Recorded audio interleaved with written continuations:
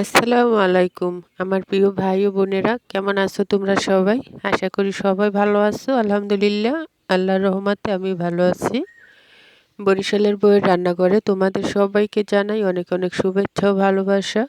বরিশালের বউয়ের রান্নাঘরে আজকে কি কি রান্না হবে সেটাই তোমাদের সঙ্গে শেয়ার করব। আজকে কোনো মাছ কিংবা মাংস রান্না হবে না, আজকে রান্না হবে ক্ষেতের টাটকা শাক সবজি। তো পুরো ভিডিও দেখার জন্য অনুরোধ রইল।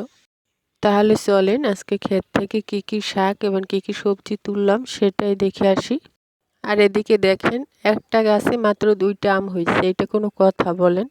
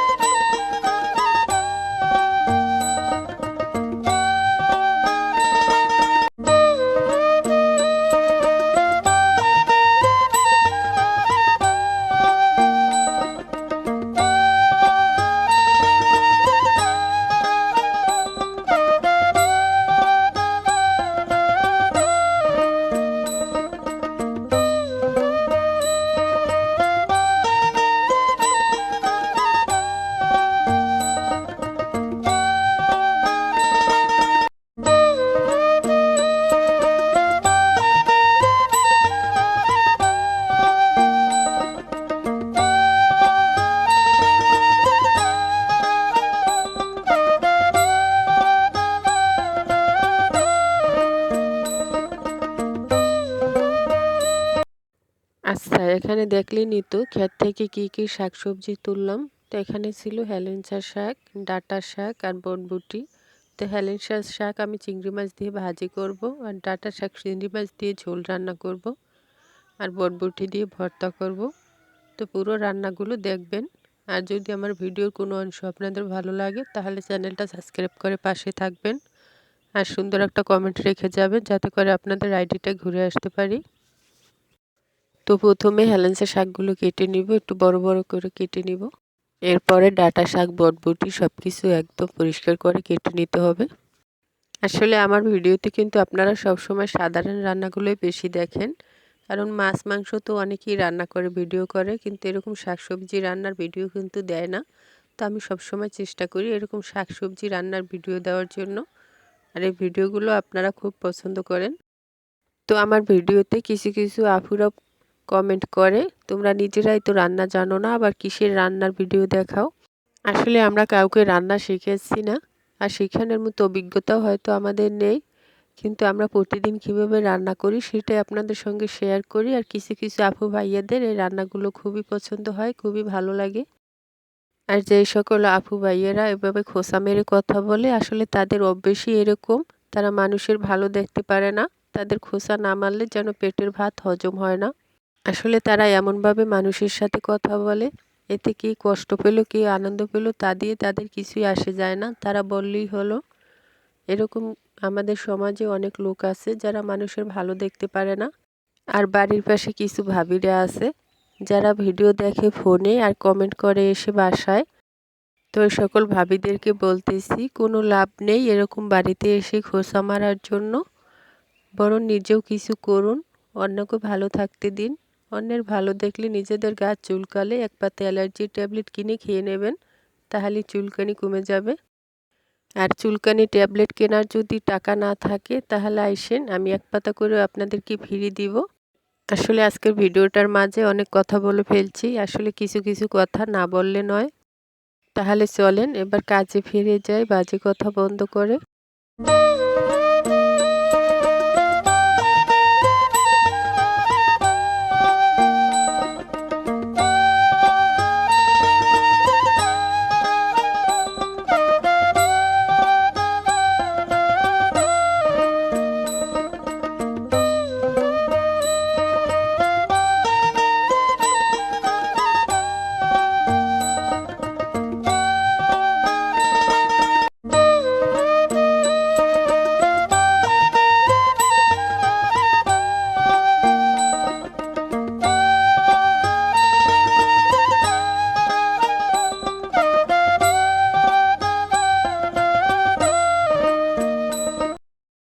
কাটা হয়ে গেছে। এখন সব কিছু ভালোভাবে পরিষ্কার করে ধুয়ে নিব।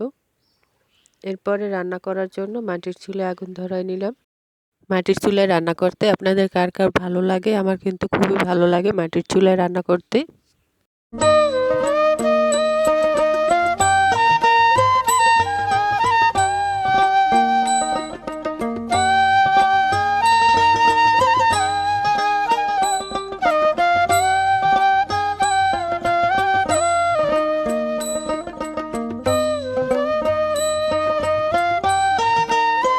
তো আগুন ধরানো হয়ে গেছে। এখন চুলে একটা কড়াই দিয়ে দিলাম মিষ্টি আলু ধুয়ে রাখা। এরপর পরিমাণ মতো পানি দিয়ে সেদ্ধ করে নিব। আসলে এই সময়টায় প্রতিটা ঘরেই এভাবে মিষ্টি আলু আর বাদাম দিয়ে দুপুরের নাস্তা করা হয়। আর মিষ্টি আলু আর বাদাম একসঙ্গে খেতে কিন্তু অসম্ভব মজা।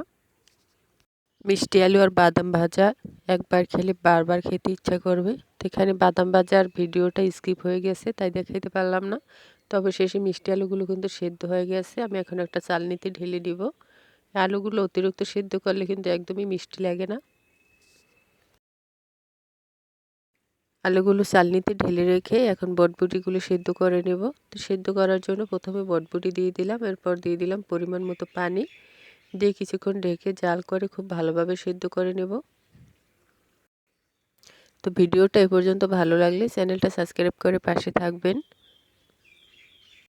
তো প্রায় 5 মিনিট জাল করার পর দেখেন বটবটিগুলো কিন্তু একদম সেদ্ধ হয়ে গেছে। তো এখন আবারও কিছুটা সময় জাল করে পানিটা শুকিয়ে নেব। এরপরে দিয়ে দিলাম কয়েক কোয়া রসুন পেস্ট, কাঁচামরিচ, লবণ আর অল্প পরিমাণে সয়াবিন তেল দিয়ে একদম ভাজা ভাজা করে নিব, যাতে করে ভর্তাটা বাটলে একদম নরম না হয়।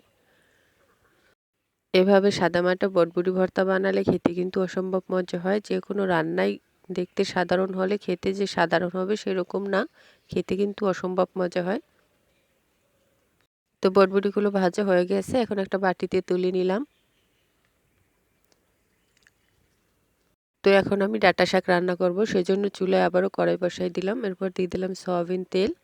তেলটা গরম হলে দিয়ে দিলাম পেঁয়াজ কুচি আর দিয়ে দিলাম অল্প পরিমাণে কাঁচামরিচ হালকা একটু ভেজে। এরপর দিয়ে দিলাম ছোট চিংড়ি মাছ। ছোট চিংড়ি মাছ দিয়ে যে কোনো শাকসবজি রান্না করলে খেতে কিন্তু খুবই ভালো লাগে। এরপরে সামান্য একটু পানি দিয়ে দিলাম হলুদ মরিচের গুঁড়ো আর স্বাদ মতো লবণ দিয়ে খুব ভালোভাবে মশলাটা কষাই নেব। আসলে ডাঁটা শাক রান্না করলে যদি নারকেল বাটা দেওয়া যায় তাহলে কিন্তু খেতে আরও বেশি মজা হয়। তো অন্যদিকে দেখেন একদম মেঘ করে আসছে, মনে হয় এখনই বৃষ্টি নামবে। তো মশলাটা কষানো হয়ে গেছে। এই পর্যায়ে আমি ধুয়ে রাখা ডাঁটা শাকগুলো দিয়ে দিলাম, দিয়ে খুব ভালোভাবে একটু জাল করে কষাই নেব। কিছুক্ষণ ঢেকে জাল করে নিয়েছি। অবশেষে ডাঁটা শাকগুলো কিন্তু খুব ভালোভাবে সেদ্ধ হয়ে গেছে আর ঝোলটাও টেনে গেছে। এ পর্যায়ে আমি রান্নার জন্য আরও কিছুটা ঝোল দিয়ে দিব, কারণ আজকে শাকটা আমি একটু ঝোল ঝোল করে রান্না করব। আর ডাঁটা শাক একটু ঝোল ঝোল রান্না করলেই খেতে বেশি ভালো লাগে। এক চুলায় ডাঁটা শাক দিয়েছি আর অন্য চুলায় আমি হেলেঞ্চা শাক ভাজি করব, সেই জন্য দিয়ে দিলাম পরিমাণ মতো তেল। চিংড়ি মাছ, পেঁয়াজ কুচি, কাঁচামরিচ দিয়ে একটু লাল লাল করে ভেজে নিব। এরপরে ধুয়ে রাখা হেলেঞ্চা শাকগুলো দিয়ে উপর দিয়ে লবণ দিয়ে কিছুক্ষণ ঢেকে জাল করে নেব, যাতে করে শাকটা একদম নরম হয়ে আসে। আর এদিকে দেখেন ডাঁটা শাকগুলো কিন্তু প্রায় হয়ে আসছে। এ পর্যায়ে আমি সাইড দিয়ে 2টা ডিম দিয়ে দিলাম আমার ছেলের জন্য।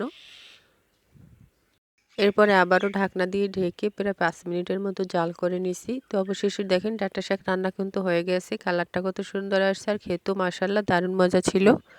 আর এদিকে হেলেঞ্চা শাক ভাজি কিন্তু হয়ে গেছে, 2টো শাকই রান্না হয়ে গেছে। এখন ভর্তাটা বানাই নিব। তো ভর্তা বানানোর জন্য আমি এখানে পাটায় নিয়েছি।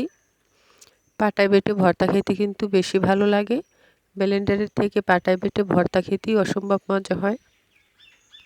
আর আমি সব সময় চেষ্টা করি যে কোনো ভর্তা পাটায় বেটে করার জন্য। তো অবশেষে ভর্তা বাটা হয়ে গেছে, দেখেন কতটা লোভনীয় হয়েছে। তো এখানে আমি কাঁচা পেঁয়াজ কিংবা সরিষার তেল অ্যাড করব না, কারণ আমি সব কিছু আগে দিয়ে দিয়েছি। আর এতে সরিষার তেল পরে দিলে একটা বাজে ঘ্রাণ আসে, খেতে ভালো লাগে না। তো ভর্তাটা একটা বাটিতে তুলে নিলাম। তো অবশেষে আমার 3 রকমের রান্নাই কিন্তু হয়ে গেছে। প্রত্যেকটা রান্নাই কিন্তু খেতে অসম্ভব মজা ছিল। তো আমি ঝরনা আজকের মতো এখানেই বিদায় নিচ্ছি। আপনাদের সঙ্গে পরবর্তী ভিডিওতে দেখা হবে। ততক্ষণ সবাই ভালো থাকবেন, সুস্থ থাকবেন। আল্লাহ হাফেজ।